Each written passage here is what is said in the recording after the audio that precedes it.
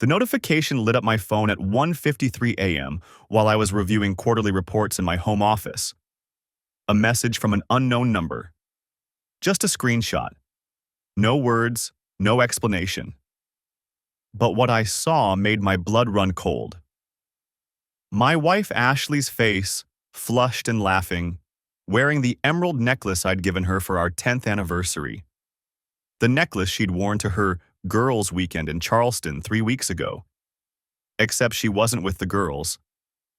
She was pressed against some guy in what looked like a hotel room, his hand on her waist, her lips near his ear, in a way that spoke of dangerous intimacy. The timestamp on the photo read the exact weekend she'd supposedly been at a spa retreat with her college friends. I sat there in the darkness of my office, the glow of my laptop screen casting shadows across the walls of our 5-bedroom colonial in suburban Atlanta. Downstairs, Ashley slept peacefully in our bed. Down the hall, our daughters, Emma, 8, and Lily, 6, dreamed whatever innocent dreams children have. My hands didn't shake. That's what surprised me most. I'd always imagined if something like this happened, I'd rage, break things, storm into the bedroom demanding answers. Instead, I felt eerily calm, like I was watching someone else's life implode from a comfortable distance. I saved the photo and studied it more carefully. The hotel room had distinctive wallpaper, a geometric pattern in blues and golds. The window behind them showed a harbor view. Charleston, definitely. I zoomed in on the man's reflection in the mirror behind them. Tall, maybe mid-30s, expensive watch, tailored shirt. He had his other arm wrapped around her, and she was leaning into him like she belonged there. Another message appeared. Thought you should know. She's been seeing him for 6 months. I'm sorry. I typed back, "Who is this?" The response came quickly. Someone who got hurt by the same man. He's married too. His name is Tyler Brennan. Investment banker. Your wife met him at that conference in Boston last year. Boston. The financial services conference where Ashley had gone to network for her marketing firm. She'd come back energized, talking about new contacts and opportunities. I'd been proud of her ambition, encouraged her to pursue the leads she'd made. I'd been such a fool. Why tell me now? I typed. Because I just found out about her. I confronted Tyler tonight, and he admitted there are others. I'm leaving him, and I thought you deserved the truth too. Check her phone records. Check the credit cards. It's all there once you know what to look for. The messages stopped after that. I sat in the silence of my office, listening to the house settle around me. The heating system kicked on with its familiar hum. Outside, a car drove past, its headlights briefly sweeping across my window. I pulled up our phone records. I was the primary account holder, had access to everything. Ashley's number showed dozens of calls to an unfamiliar Atlanta number over the past 6 months.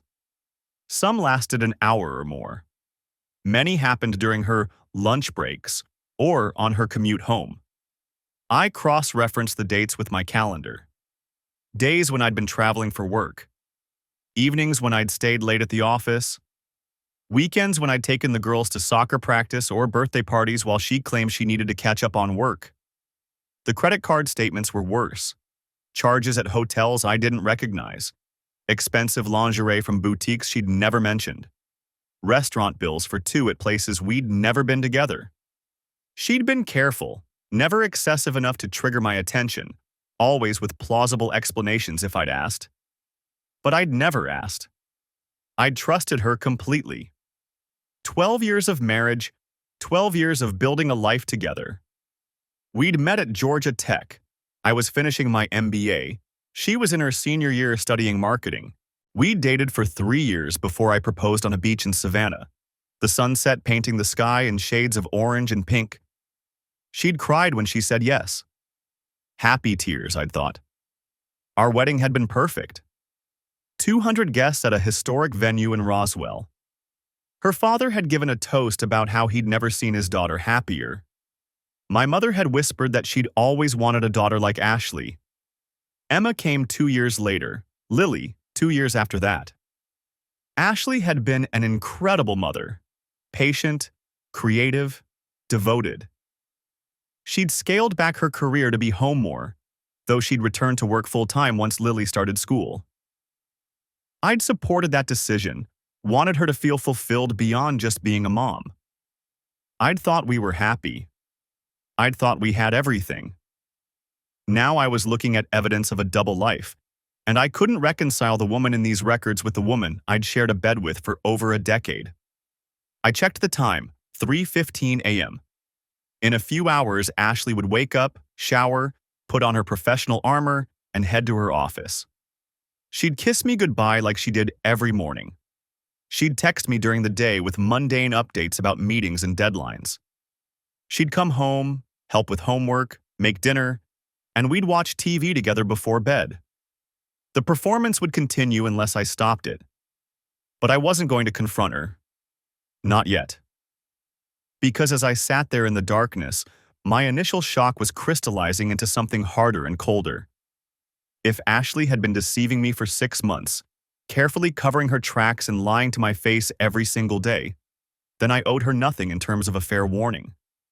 I needed to know everything first. I needed to protect myself and my daughters. And I needed to make sure that when this marriage ended, because it was going to end, I wasn't the one left devastated and destroyed.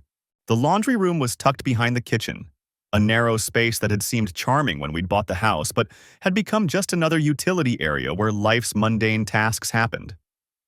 I'd walked past it 1,000 times without thinking.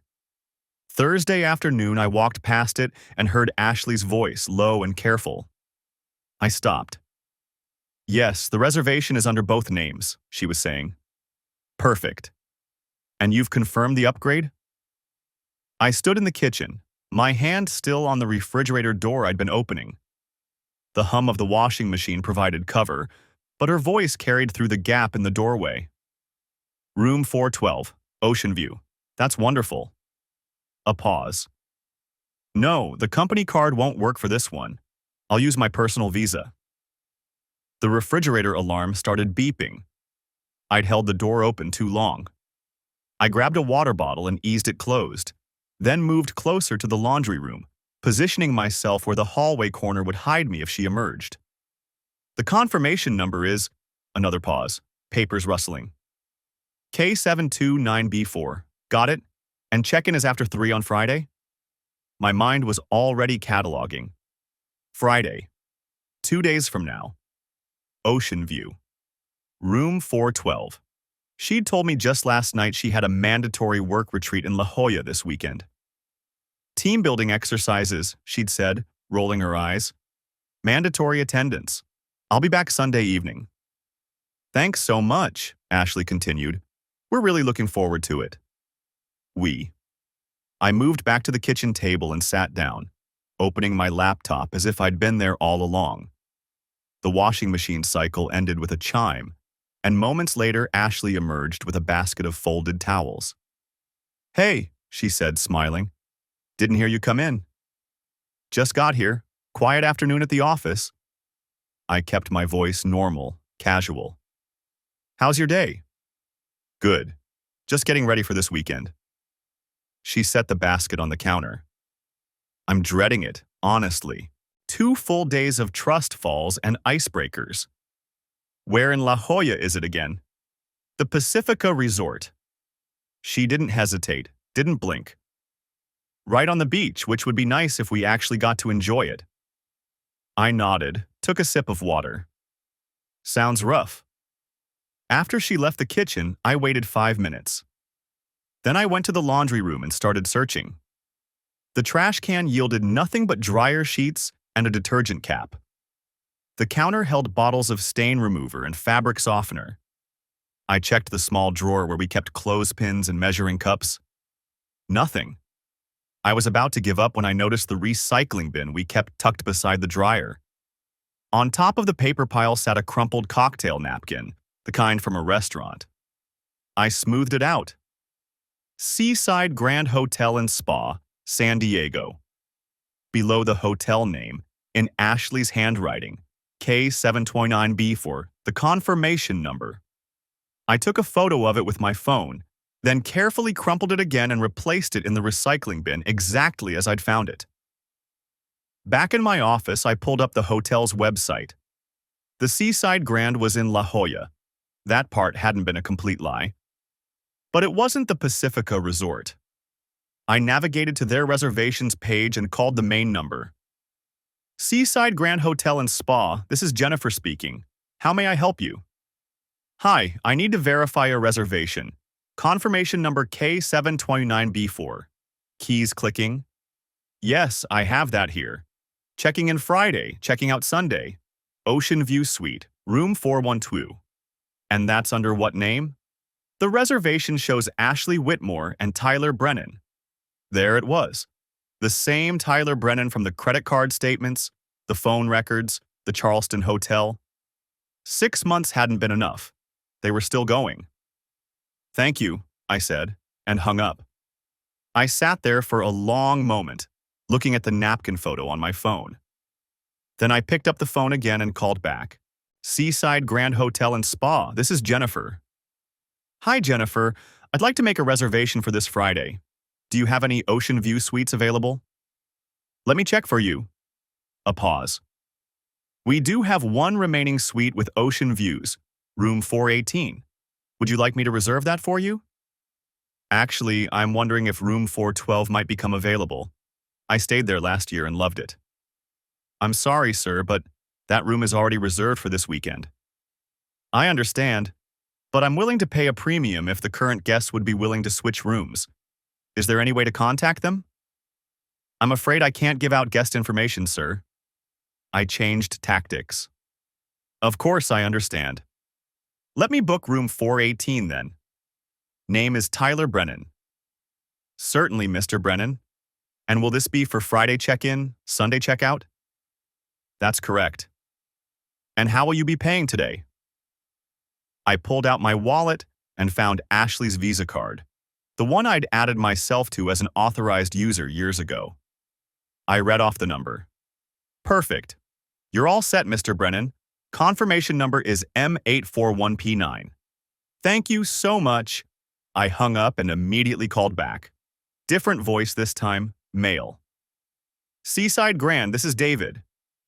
Hi, David. I just made a reservation under Tyler Brennan. Confirmation M841P9, but I need to cancel it. Of course, sir. Let me pull that up. Keys clicking. Yes, I can cancel that for you. Since it's more than 48 hours before check-in, there's no penalty. Great. But actually, I'm calling because my wife made a separate reservation under her name, Ashley Whitmore, and I think we got our wires crossed. Can you tell me what room that one is? Let me see. Yes, I have Ashley Whitmore with Tyler Brennan, room 412. Perfect. Can you add a note to that reservation? We'd like to request an upgrade if anything becomes available. We're celebrating our anniversary. Absolutely, sir. I'll add that note now. One more thing. Can you charge the upgrade fee to the card on file, whatever the difference is between the standard suite and your best available room? The presidential suite is our top accommodation. The difference would be an additional $800 per night. That's fine. Go ahead and process that upgrade and charge it to the card on file.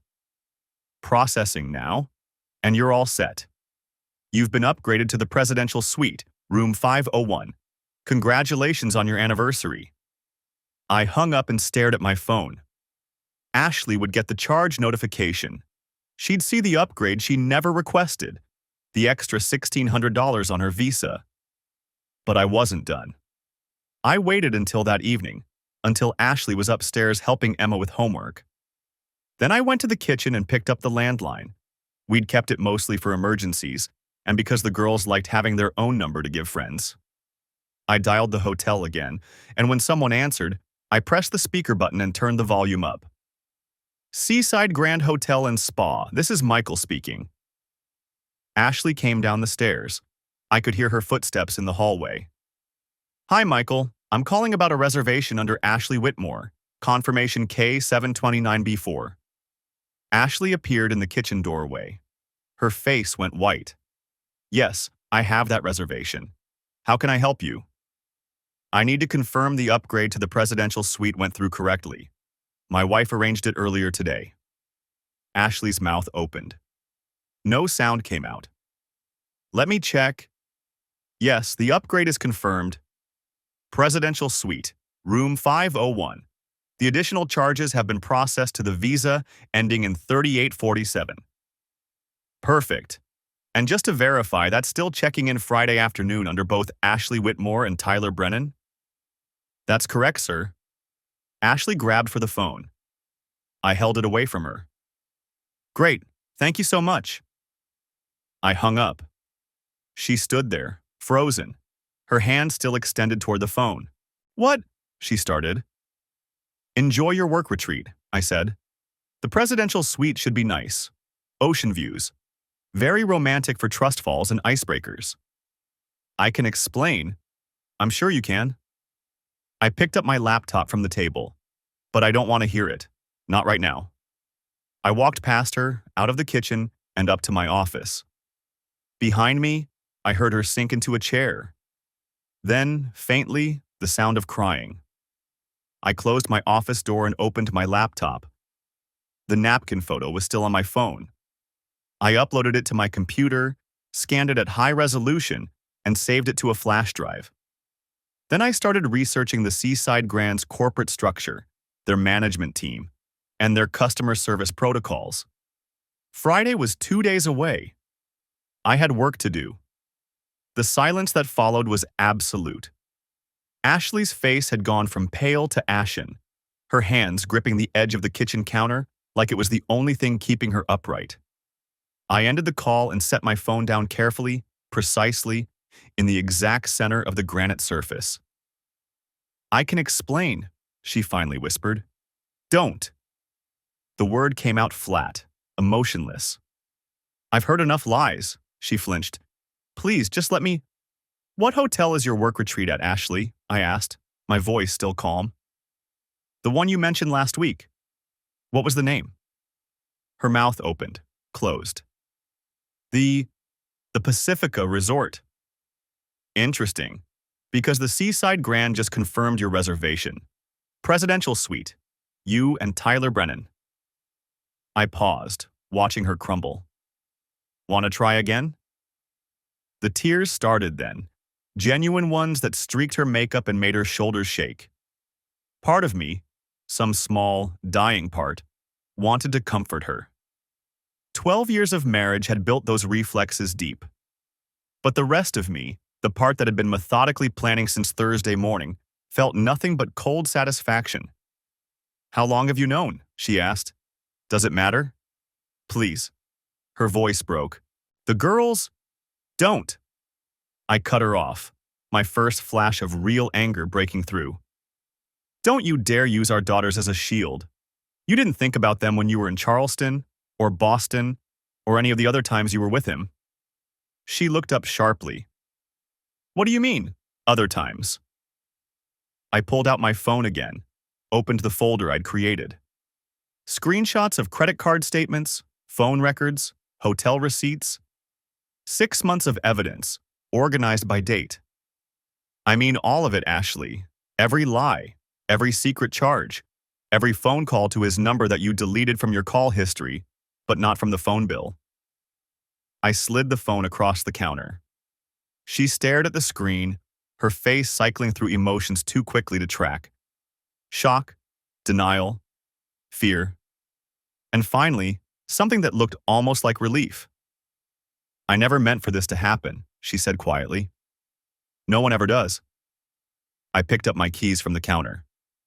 I'm going out. When I get back, I want you sleeping in the guest room. We'll discuss logistics tomorrow after the girls are at school. Where are you going? I looked at her for a long moment. That's no longer your concern. The drive to the Seaside Grand Hotel took 43 minutes in light Friday evening traffic. San Diego's coastline stretched out beside the highway, the Pacific dark and restless under a clouded sky. I'd made the reservation from a rest stop in Carlsbad, not for a room, but for a meeting with the hotel's night manager. His name was Kevin Palmer, and he looked exactly like his LinkedIn profile. Mid-40s, thinning hair, the slightly desperate expression of someone working hospitality management in an expensive beach town on a salary that barely covered rent. I'd found him through the hotel's corporate directory, then spent 2 hours researching his social media, his complaints on industry forums, his carefully worded reviews of his own workplace that suggested deep dissatisfaction. He was waiting in the hotel bar when I arrived, nursing what looked like club soda with lime. I slid onto the stool beside him and ordered a whiskey I had no intention of drinking. "Mr. Palmer," I said quietly. "Thank you for meeting me." He glanced at me, nervous. "I shouldn't be doing this." "You're having a drink in your own hotel bar. Nothing wrong with that." I pulled an envelope from my jacket pocket, set it on the bar between us. $5,000, cash. For 5 minutes of your time and access to your maintenance records. His eyes widened. "I could lose my job." "You hate your job." I kept my voice low, conversational. "You've been passed over for promotion 3 times. Your regional manager takes credit for your ideas. You're one bad quarter away from being replaced by someone younger who'll work for less." "How do you—" "Because I do my homework, Mr. Palmer. Just like I know you have a daughter starting college next year and tuition payments that keep you up at night." I pushed the envelope closer. "This is a one-time offer. No strings, no follow-up. Just information I could probably get through other channels anyway, but you can make it easier." He stared at the envelope. I could see the calculation happening behind his eyes, the same one I'd been making all week. "What lines are you willing to cross? What prices are you willing to pay?" "What kind of information?" he finally asked. "Room 412, the presidential suite. I need to know if there have been any maintenance issues in the past month. Plumbing problems, pest control calls, anything that might require special attention." Understanding dawned slowly across his face. "You want me to—" "I want information," I interrupted. "What you do with that information is your business. But hypothetically, if someone were to request a room inspection before a VIP guest arrival, and if that inspection happened to reveal issues requiring immediate remediation—" I let the sentence trail off. He was quiet for a long moment. Then he picked up the envelope, felt its weight. "There was a bedbug scare 2 weeks ago. Room 408, same floor. We treated it, but protocol requires monitoring adjacent rooms for 30 days. And if 412 needed preventive treatment? Guest would have to be relocated, full refund, possible compensation for inconvenience." He pocketed the envelope. "Hypothetically." "Hypothetically," I agreed. "When would this inspection occur?" "Standard practice is the morning of check-in, around 10 a.m. He finished his club soda. "But I wouldn't know anything about that. I'm off duty this weekend." I nodded slowly. "Of course. Enjoy your evening, Mr. Palmer." He left without another word. I sat at the bar for another 20 minutes, staring at my untouched whiskey and thinking about the man I was becoming. The old version of myself, the one who'd believed in fairness and trust and playing by the rules, would have been horrified. But that version had also been a fool. My phone buzzed. A text from Ashley. "Please come home. We need to talk about this." I deleted it without responding. Another buzz. This time from a number I didn't recognize. "This is Tyler. We should talk. Man to man." I stared at that one longer. The audacity of it almost made me laugh. Man to man. As if we were colleagues negotiating a business deal instead of what we actually were. 2 men whose lives were about to implode, one of them just too stupid to realize it yet. I typed back, "See you in San Diego." His response came immediately. "What?" I didn't answer. Let him wonder. Let him sweat. Let him spend the next 36 hours trying to figure out what I knew and what I was planning. Fear was its own kind of torture, and I wanted him to feel every second of it. The bartender approached. "Another round, sir?" No, thank you. I laid cash on the bar for the drink I hadn't touched. Just the check.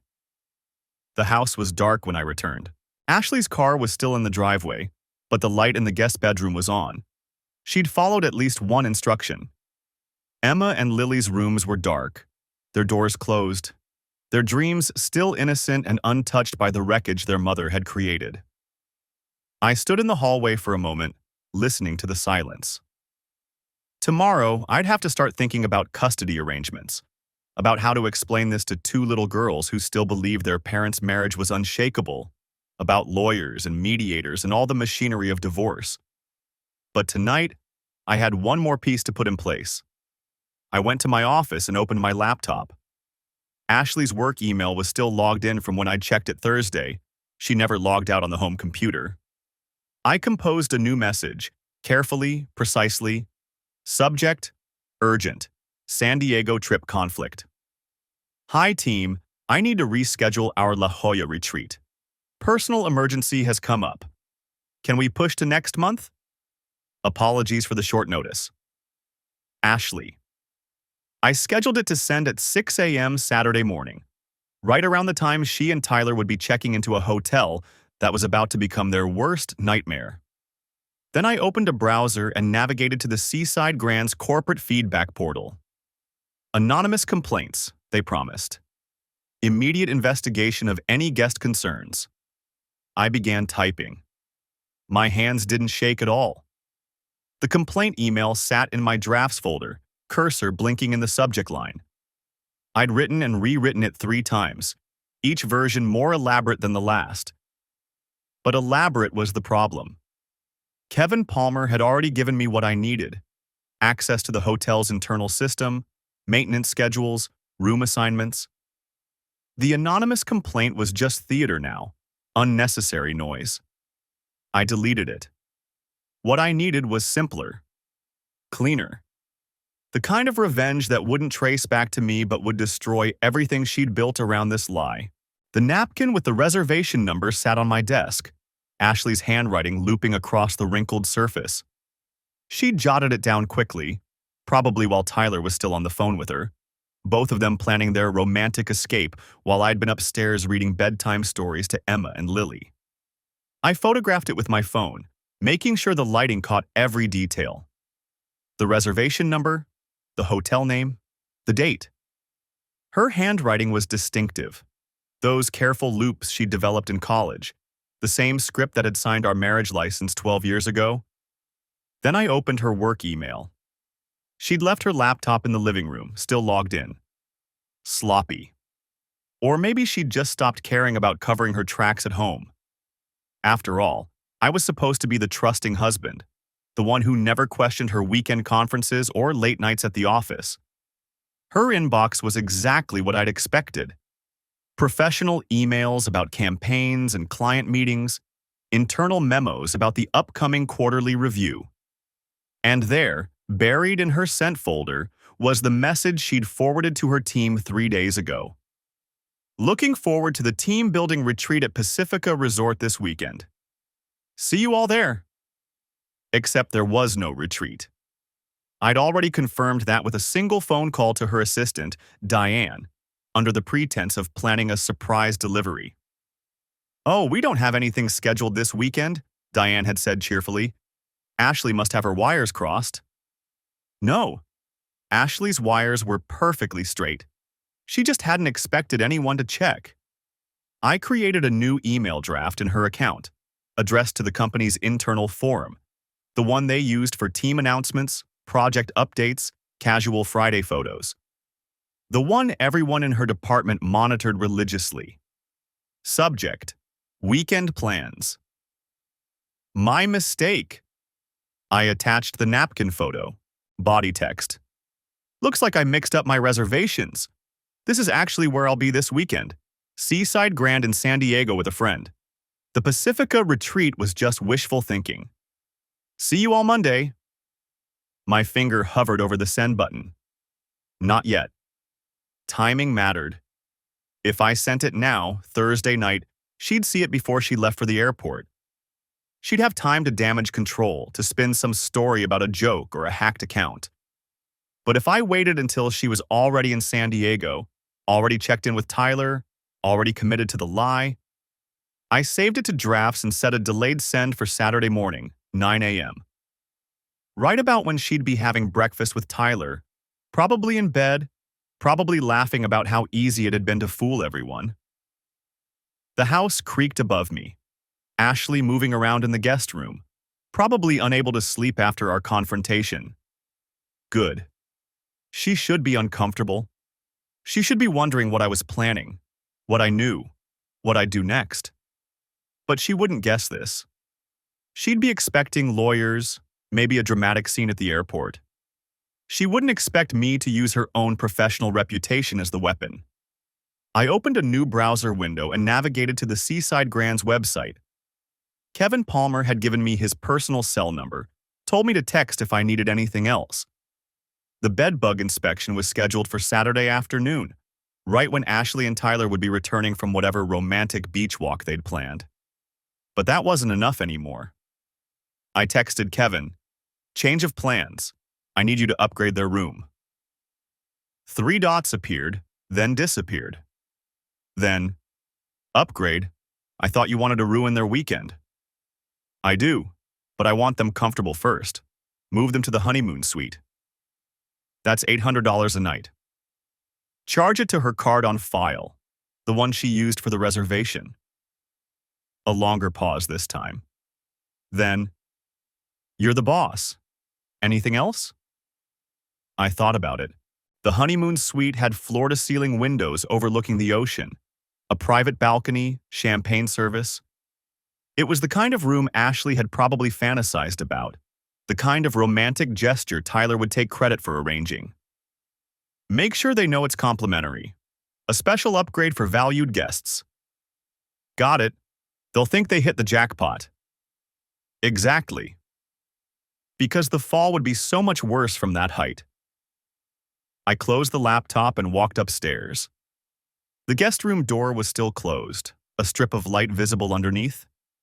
I paused outside Emma's room, listening to her soft breathing, then Lily's.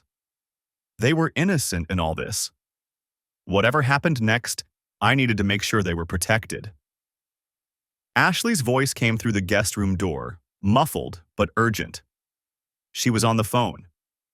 I pressed my ear against the wood. "Can't just cancel now, Tyler. I already told everyone at work I'd be gone." A pause. "No, he doesn't know about the hotel. He just knows something's wrong." Another pause, longer this time. "Because I'm not going to throw away 6 months of planning because he's suddenly suspicious. We've been careful." "Not careful enough." "I'll handle it," she continued. "I'll tell him I need space, that the retreat is important for my career. He'll believe it. He always believes it." Past tense, Ashley. He always believed it. I walked back downstairs and poured myself a drink. Scotch, the expensive bottle we'd been saving for our anniversary next month. Seemed appropriate to open it now. The kitchen extension phone sat on the counter, the same one I'd used to call the hotel while Ashley listened. I picked it up and dialed Kevin Palmer's cell. "It's me again," I said when he answered. "One more thing." "Shoot. The bedbug inspection. I want you to find something." "Find something?" "In their room, in their luggage specifically. I want you to find evidence of bedbugs that requires immediate quarantine of their belongings." Silence on the other end. "Then, that's going to cost more than $5,000. "How much more?" "Another 3. And I need plausible deniability if this blows back." "You'll have it. Cash, same as before. I'll drop it at the front desk tomorrow, envelope addressed to you." "Tomorrow's Friday. You coming to San Diego?" "Maybe. Does it matter?" "Just curious how far you're willing to take this." I looked at the napkin on the counter, at Ashley's careful handwriting, at the evidence of her betrayal reduced to a crumpled piece of paper. As far as it needs to go. I hung up and finished my scotch. Upstairs, the guest room light finally went dark. Ashley would sleep, or try to. She'd wake up tomorrow and pack her bags for San Diego, probably choosing her outfits carefully, probably excited about the weekend ahead. She had no idea that her career, her reputation, and her carefully constructed double life were all about to implode in the honeymoon suite of a beachfront hotel. The email would go out Saturday morning. Her colleagues would see the napkin, see the reservation, see the proof that she'd lied about the retreat. By Monday, HR would be asking questions. By Tuesday, her credibility would be destroyed. And the bedbugs, that was just insurance. A final humiliation to make sure the weekend she'd been planning for months became a nightmare she'd never forget. I rinsed my glass and set it in the sink. Outside, the neighborhood was dark and quiet, everyone else asleep in their homes, trusting their spouses, believing their lives were secure. I'd been one of them once. That man was gone now. In his place was someone who understood that trust was a weapon, and I'd just learned how to use it. The flight touched down at San Diego International at 11:47 p.m. on Thursday night. I'd told Ashley I had a last-minute client meeting in Phoenix. She'd barely looked up from her phone when I mentioned it. Too busy coordinating her own travel plans, probably. Making sure every detail of her romantic weekend was perfect. I'd left the house at 4 that afternoon, kissed Emma and Lily goodbye, watched Ashley wave absently from the doorway. Her mind already somewhere else. Already with him. The rental car was waiting. I drove straight to the Seaside Grand Hotel, arriving just after midnight. The lobby was nearly empty. A couple checking in at the desk, a businessman scrolling through his phone in one of the leather chairs by the fireplace. Kevin Palmer stood behind the counter, his posture straightening slightly when he saw me approach. "Mr. Stevens." He kept his voice low, professional. "Your timing is excellent. I have everything prepared." We'd spoken twice more since our initial conversation. I'd wired the additional $3,000 to his personal account on Tuesday. He'd sent me photos of the honeymoon suite, plush king bed, ocean view balcony, marble bathroom with a soaking tub. The room where Ashley thought she'd be spending the weekend wrapped in Tyler Brennan's arms. "Walk me through it," I said. Kevin glanced around the lobby, then gestured toward a door marked "Staff Only." I followed him into a narrow hallway lined with storage closets and office doors. He pulled a key card from his pocket and opened the last door on the right. A small office with a desk, filing cabinet, and security monitor showing feeds from various hotel cameras. "They're scheduled to check in tomorrow at 3 p.m., Kevin said, pulling up a reservation on his computer screen. "Ms. Ashley Stevens and guest. I've already processed the upgrade to the honeymoon suite. She'll think it's a special promotion, compliments of the hotel. They'll be thrilled." "And the rest?" He opened the bottom drawer of his desk and pulled out a small cardboard box. Inside were several plastic containers, each filled with what looked like black pepper flakes and tiny brown pellets. Fake bedbugs. I'd ordered them myself from a novelty website, had them shipped to a P.O. box in Phoenix. Kevin had picked them up yesterday. "I'll give them until Saturday morning," Kevin said. "Let them enjoy Friday night. Then around 6 a.m. I'll have housekeeping report a situation in the suite. By the time they wake up, there will be evidence everywhere. Sheets, pillows, bathroom counter. Enough to cause a panic, but not enough to actually harm anyone." "And the complaint?" "Already drafted." He pulled up a document on his screen. "Official incident report, logged in our system. Guest complaint about infestation, immediate room evacuation, full refund issued. It'll be in our records permanently. If anyone asks, her employer, for instance, we'll have documentation of the incident." I studied the security feeds. Camera angles covering the lobby, hallways, elevator banks. "These recordings are stored 30 days, then automatically deleted." Kevin minimized the window. "But I can make sure certain footage gets archived. If you need proof of who she was with, what time they arrived, how long they stayed in the room together." The pieces were falling into place with surgical precision. Ashley would arrive tomorrow afternoon with Tyler, giddy with anticipation. They'd be upgraded to the best suite in the hotel, probably celebrate with champagne. Friday night would be everything she'd hoped for: romantic dinner, ocean views, the illusion of a perfect escape from her real life. Then Saturday morning, it would all collapse. The bed bugs, the humiliation, the frantic checkout. And while she was dealing with that disaster, the scheduled email would detonate her professional life back in Atlanta. Her entire company would see the evidence: the hotel reservation, the lies about the work retreat, the truth about where she really was and who she was with. "There's one more thing," I said. "The napkin." Kevin raised an eyebrow. "The reservation number?" I pulled out my phone and showed him the photo I'd taken. The crumpled napkin with Ashley's handwriting, the confirmation number for the hotel reservation. She'd left it on the laundry room counter after her phone call. I'd photographed it before she could throw it away. "This is going to her employer's internal forum Saturday morning," I said, "along with screenshots of the hotel booking, the upgrade confirmation, everything. I need you to verify the reservation details if anyone from her company calls to confirm." "They won't get anything from me except what's in our system," Kevin said, "which will show exactly what you want it to show.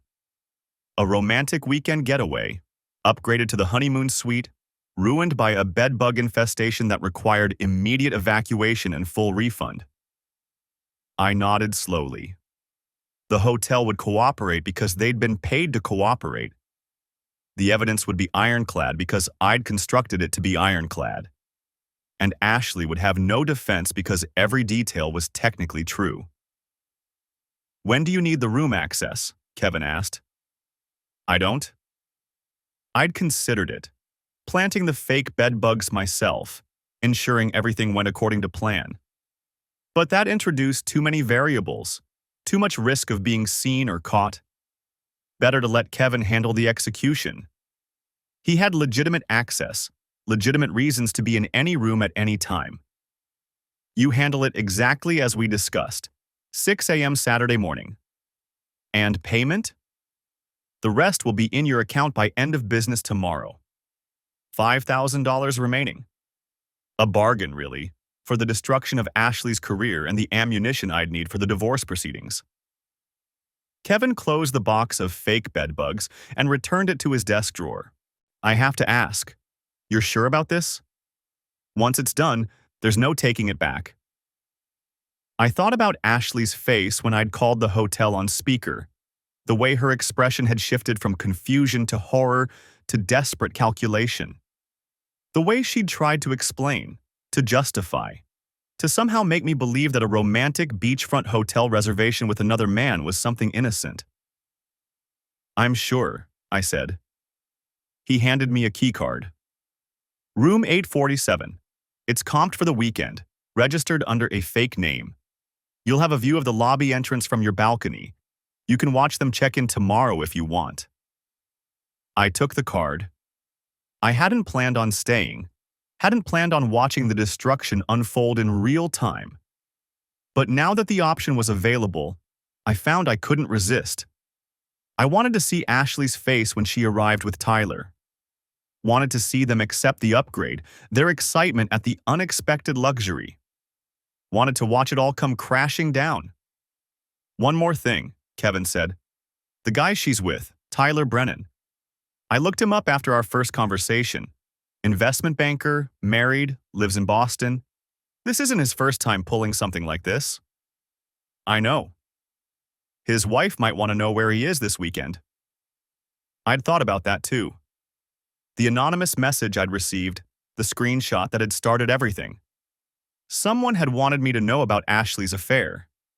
Someone who'd been hurt by Tyler Brennan before. "She already knows," I said. "She's the one who told me about Ashley in the first place." Kevin's expression shifted slightly. "So this is bigger than just your marriage. This is about making sure they both understand there are consequences." I pocketed the keycard. "Tyler's wife is handling her own situation. I'm handling mine." I left through the side entrance, drove the rental car to a nearby hotel parking garage, and walked back to the Seaside Grand. Room 847 was on the 8th floor, ocean-facing, with a balcony that overlooked the main entrance and valet station. I could see the entire front of the hotel from here, watch every car that pulled up, every guest that walked through the doors. I set my phone on the desk and pulled up the scheduled email one more time. It was ready to send at 8 a.m. Saturday morning, addressed to the entire marketing department at Ashley's company. Subject line: Weekend Plans Update. Body text: a simple explanation that the work retreat had been canceled, followed by the scanned image of the napkin with the hotel confirmation number, screenshots of the reservation details, and a photo I'd found on Tyler's LinkedIn profile. The evidence was circumstantial but damning. Anyone who saw it would understand immediately what was happening. And when her colleagues called the hotel to verify, Kevin would confirm every detail. My phone buzzed. A text from Ashley. Landing in San Diego now. Can't wait for this retreat. Really need the break. Love you. I stared at the message for a long moment, then typed back, Have a great time. You deserve it. The Seaside Grand's lobby smelled like money. Salt air filtered through expensive ventilation, leather furniture that probably cost more than my first car, and whatever that subtle fragrance was that luxury hotels pumped through their HVAC systems. I'd checked in Thursday night under my own name, paid cash for room 847, and told the front desk I was in town for a conference. Not entirely a lie. I was here to attend something, just not the kind that appeared on any schedule. Kevin Palmer had texted me confirmation at 11:47 p.m. Package secured. Saturday, 9 a.m. as discussed. Front desk has your envelope. The envelope contained a master key card, good for 48 hours. $8,000 bought more cooperation than I'd expected. Friday morning, I positioned myself in the hotel restaurant with a view of the lobby. My laptop open, quarterly reports on screen. The same professional camouflage I'd worn for years. A businessman on a work trip, unremarkable and forgettable. Ashley's flight landed at 10:23 a.m. I knew because I'd been tracking it on my phone since takeoff from Atlanta. Delta 1847, on time, Gate 27 at San Diego International. 30 minutes to baggage claim, another 20 for the Uber to La Jolla. She'd be here by 11:30. My coffee had gone cold when I saw Tyler Brennan walk through the revolving doors at 11:04 a.m. He looked exactly like his photos. The same expensive watch, the same tailored confidence. Polo shirt, khakis, designer sunglasses pushed up into his hair. He moved through the lobby like he owned it, barely glancing at the front desk before heading straight to the elevators. Already checked in then. Probably arrived last night, making sure everything was perfect for their romantic weekend. I wondered if he'd ordered champagne for the room. Roses on the bed. All the cliché trappings of an affair that both parties pretended was somehow special, somehow different from all the other lies they'd told. My phone buzzed. Ashley. Just landed. Weather is gorgeous. Heading to the hotel to drop my bags before the first session. I typed back, Sounds nice. Girls say hi. 3 dots appeared, disappeared, appeared again. Finally, tell them I love them. Miss you guys. The casual cruelty of it made my jaw tighten. She was texting me from baggage claim, probably standing next to businessmen and families, playing the role of devoted wife and mother, while planning to spend the next 48 hours in bed with another woman's husband. I ordered another coffee and waited. Ashley walked through the doors at 11:37 a.m., pulling a small rolling suitcase, her work bag slung over one shoulder. She'd worn the blue dress I'd complimented last month, the one that made her eyes look brighter. Her hair was down, and she'd done her makeup the way she used to for date nights, back when we still had those. She looked beautiful. She looked happy. She looked like a stranger. I watched her approach the front desk, watched the clerk's professional smile, watched her sign something and accept a keycard envelope. She glanced at her phone, checking Tyler's text probably, getting the room number, and headed for the elevators without looking around. Why would she? She thought she was safe here, 3,000 miles from home, from consequences, from me. The elevator doors closed behind her. I gave her 5 minutes, then took the stairs to the 4th floor. The master keycard Kevin had provided felt heavy in my pocket, but I didn't need it yet. I just needed to confirm the room, see the lay of the land. Room 412 was at the end of the corridor, ocean view as advertised. I could hear nothing through the door, but I hadn't expected to. These were quality rooms, well insulated, designed for privacy.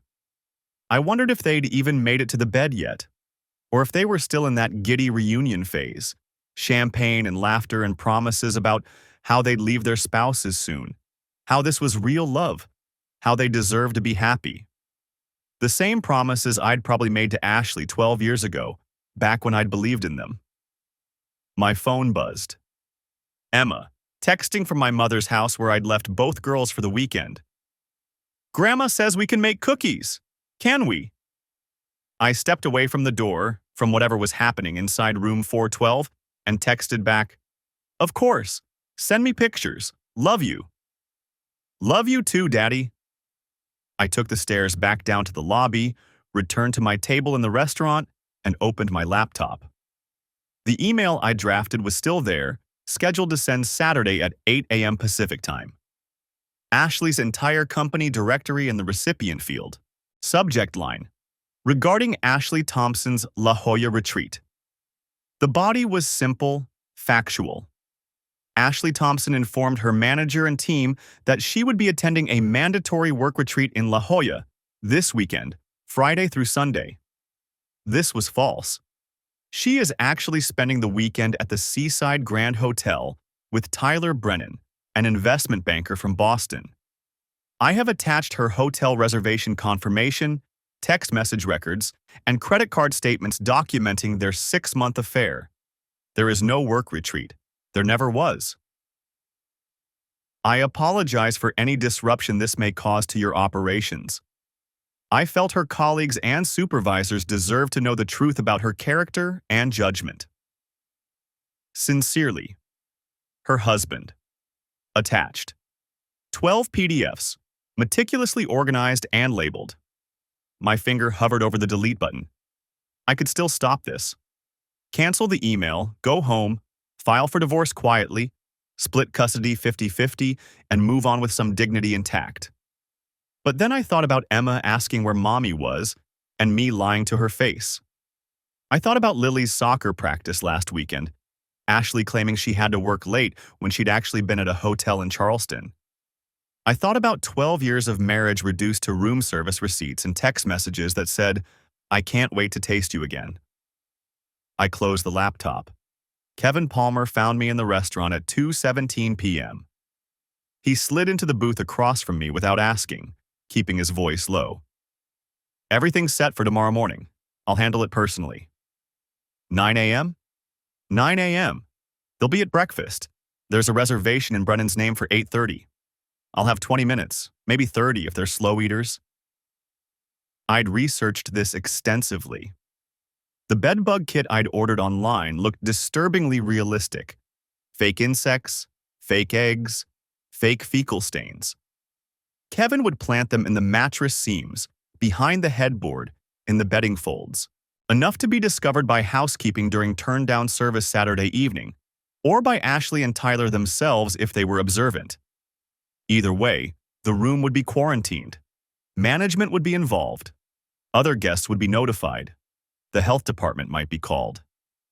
And Ashley's perfect romantic weekend would implode into accusations, inspections, and the kind of public embarrassment that would make her wish she'd never heard of the Seaside Grand.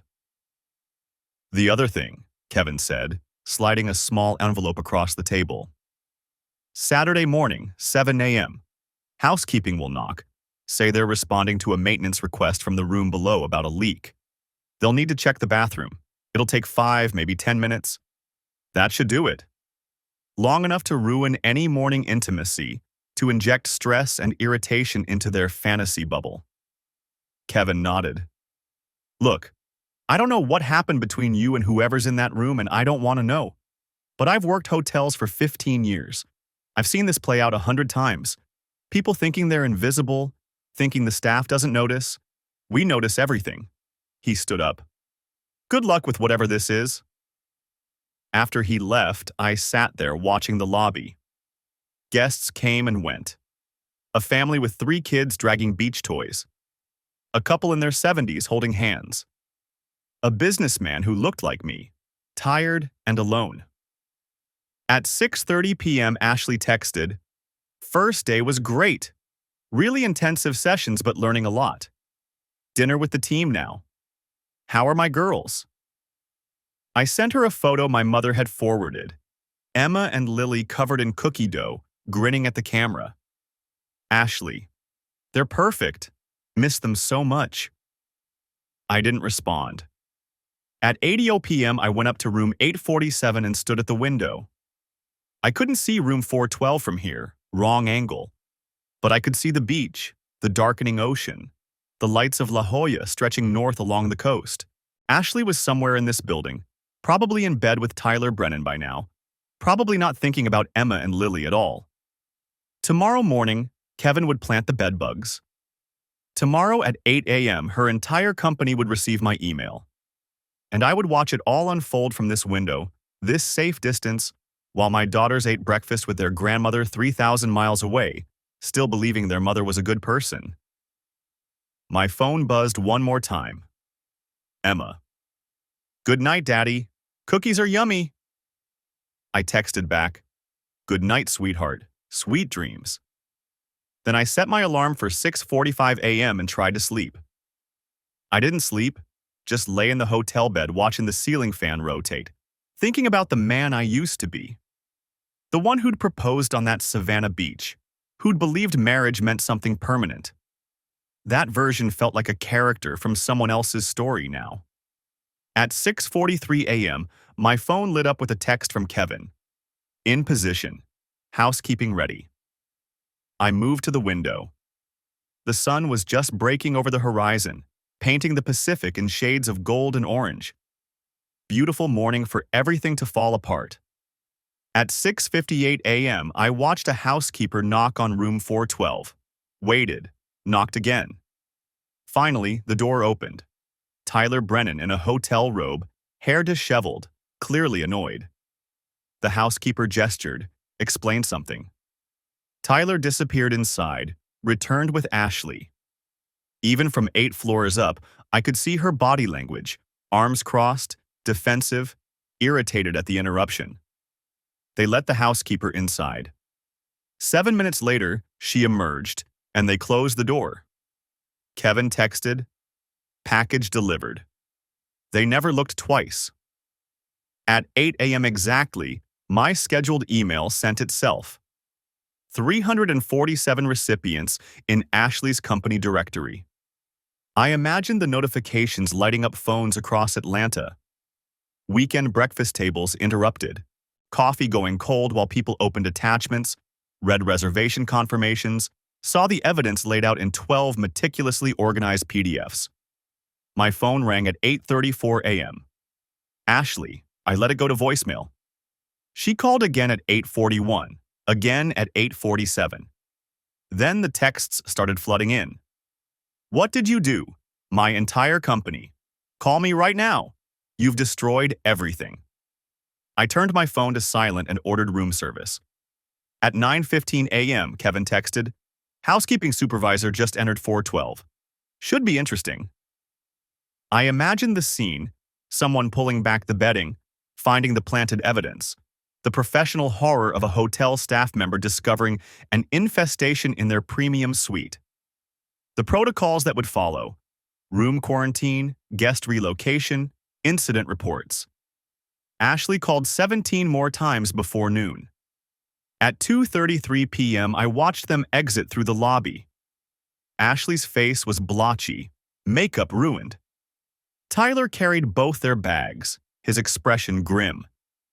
They didn't touch each other, didn't speak, just walked to separate Ubers and disappeared in opposite directions. I checked out at 4 p.m., drove to the airport, and caught the red-eye back to Atlanta. The divorce took 11 months. Ashley fought for joint custody, claimed I'd sabotaged her career out of spite, painted herself as the victim of a vindictive husband. Her lawyer was expensive and aggressive, but the evidence was the evidence.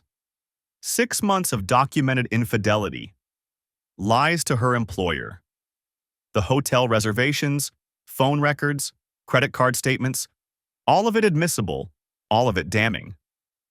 Her company fired her 3 weeks after the email went out. Not for the affair, that was personal. For lying about the work retreat, for using company resources to coordinate her deception, for the professional judgment issues it raised. They worded it carefully in the termination letter, but everyone knew the real reason. Tyler Brennan's wife filed for divorce 2 days after the San Diego trip. I never contacted her, never compared notes. We'd both gotten the information we needed and handled our situations separately. The custody arrangement ended up 60-40 in my favor. Ashley got every other weekend, alternating holidays. Emma and Lily adjusted better than I'd feared, though Emma asked questions I still don't know how to answer properly. Why doesn't Mommy live here anymore? Because sometimes people break promises. Did you stop loving her? No, she stopped being someone I could love. I sold the house in Atlanta and moved to a smaller place in Decatur. 3 bedrooms, good school district, manageable mortgage. Started over in all the ways that matter. Ashley moved in with her sister, found work at a smaller marketing firm that didn't ask too many questions. We're civil now, functional. We coordinate schedules via text, exchange the girls without drama. Sometimes I see glimpses of the woman I married, the way she braids Lily's hair, the fierce protectiveness in her eyes when Emma skins her knee. But mostly she's just the mother of my children, someone I used to know. Kevin Palmer quit the Seaside Grand 6 months later, moved to Portland, started managing a boutique hotel there. He sent me a postcard once. Hope you found what you were looking for. I'm not sure I did. The revenge felt righteous in the moment. Justified, proportional, clean. But it didn't undo the betrayal. Didn't erase the fact that someone I'd trusted completely had chosen to destroy that trust methodically, deliberately, for 6 months. What it did do was give me back control. In a situation where I'd been powerless, where Ashley had held all the cards, made all the choices, dictated the terms of our marriage without my knowledge, I'd found a way to rebalance the scales. Not fairly, maybe, but definitely. Emma's 9 now, Lily's 7. They're good kids, resilient.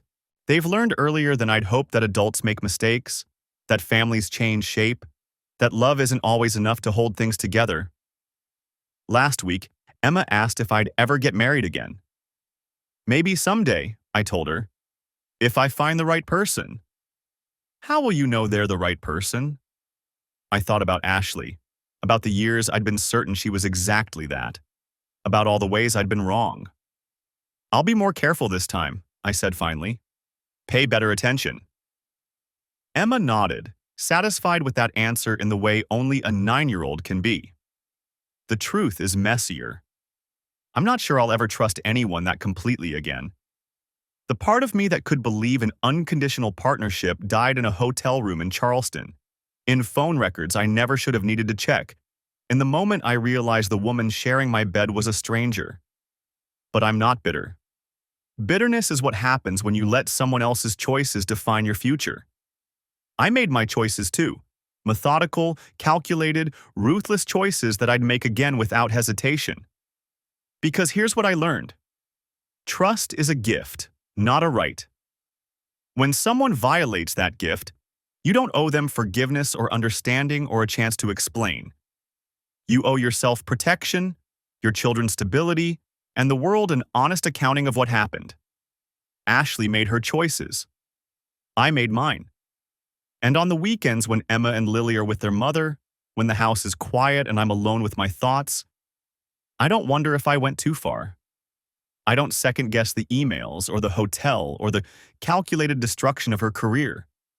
I just remember that I was the one who got lied to, and I was the one who decided how the story would end. That's enough.